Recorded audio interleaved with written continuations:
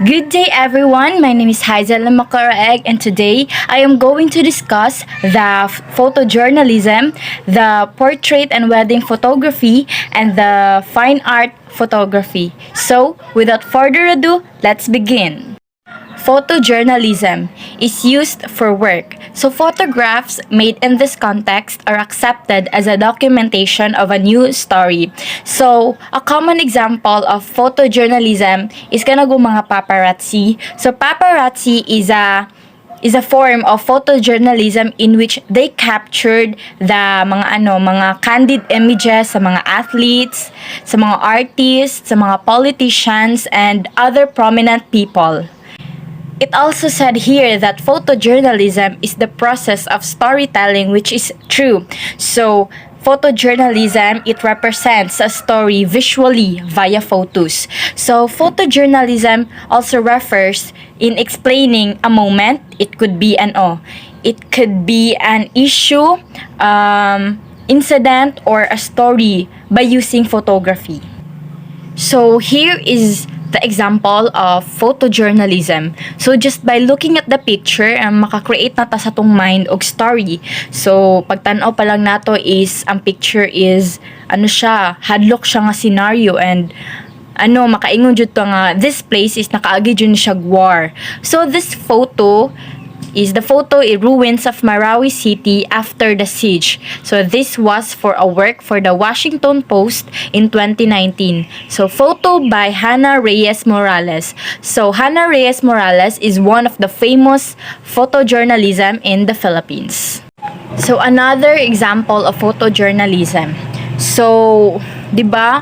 Makaingon pa lang ta sa atong hunahuna just by looking at the picture nga jud siya kana na sila sa kulungan kay first ang nila mga suot nila is naka-yellow. So, 'di ba pag prisuhan is it's either yellow or red nga na jud. So, this picture is detainees are seen sleeping by a small grotto of Mary in the Manila City Jail. So this photograph was taken in 2018 for the New York Times. So photo by Hannah Reyes Morales.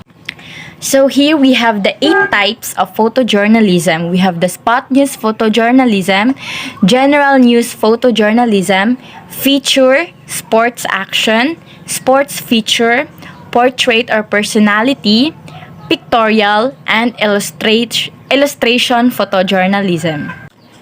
So, what is the purpose of photojournalism? So, a journalist's role is to relate a story through photography. So, ang kanang mga journalist is dili lang na sila naga-picture-picture dira para ingnon, dili na sila naga-capture, naga-pitik-pitik. So, the goal is not only to take pictures, but to ma-hold ang mga images up to the highest journalistic standards in an effort to convey the truth.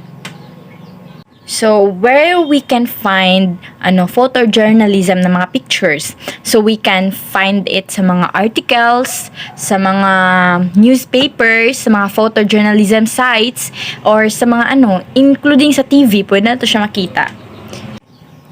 So what is the difference between journalism and photojournalism? So journalists rely on the written word to get their point across. Photojournalists, on the other hand, uses images or text to tell the story. So photojournalists and photojournalism have many similarities between two forms of reporting, although nagagamit sila different methods to achieve similar results.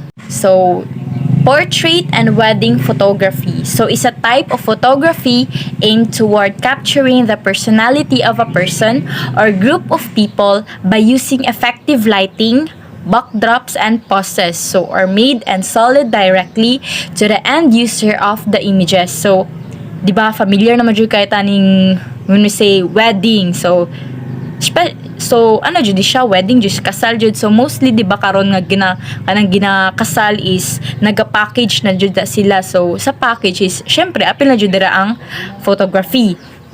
So di ba is naga-capture wedding photography kanang before, during, and after sa weddings. kanang during kanang preparation pa lang sa bride, di ba? After sa makeup sa bride, sa mga bridesmaid is nag-take din adto na sila sa place nga nindot, which is dito sila mag picture, dito sila picturean, then the groom na po, then kauban ng mga groomsmen.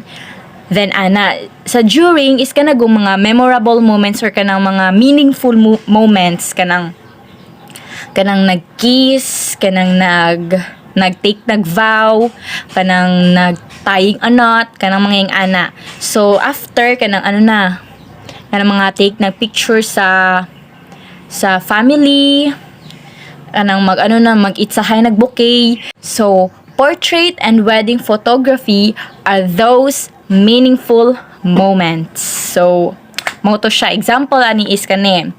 So di ba dara nag-kiss jud nya. Basta mo tag portrait di ba kay naman jud uban cellphone is para sa kuha kung cellphone is na share portrait hindi siya sa gamiton kay ma-focus jud ang ang idea or ma-focus ang person kung kinsay mong gusto picturean, and the rest sa mga palibot is mag-blurry na jud siya. So mo sa example meaningful moments kaning kiss the bride. And then another one, so mo ni sila meaningful moments po ni kanang nahumana ang bride, makeup, then aura-aura dayon, then ang ang groom dayon, gunitin si diri para ingnon. And then mo to siya next. So next, fine art photography, so also known as photography art, is a creative production of images using a camera, special lighting, and other effects using for artistic expressions. So first and foremost about the artist, kanang naga-take og picture, ilang ilang mind jud is it is not about the capturing what the camera sees. So it is about capturing what the artist sees. Kay di ba na mga times nga especially if atong cellphone is Android lang na ang nakita sa artist or ikaw as a photographer, if ang nakita nimo is pag-picture nimo siya is dili sila same quality, dili sila same kanindot, mana ka nga nindot ka siya sa personal niya, sa picture kay maot di ay kaayo niya. So maot siya. So it is not about what the camera see. So it is all about the artist. Kung unsa ang nakita sa artist. So therefore, the artist uses the camera as one more tool to create a work of art. So the camera is used to make an art piece that reveals the vision of the artist and make a statement of that vision rather than documenting the subject before the lens. So it also said here that fine art photography implies control of reality, for reality itself possesses no sense of aesthetic. So, photography becomes art when certain controls are applied. So, question, so can be kanang di ba all of us guys naga-take picture, if especially kanang nindot kay ang sunset nya, picturean dayon pak nya, dayon kanang ma-consider ba na siya as a fine art? So the answer if this is anything that has artistic intent behind it, or whether that be abstract, portrait, or landscape photography, will be considered as a fine art. So, a fine art photograph must go beyond the literal representation of a scene or a subject. So, it must deeply express the feelings and vision of the photographer and clearly reveal that it was created by an artist and not by just the camera.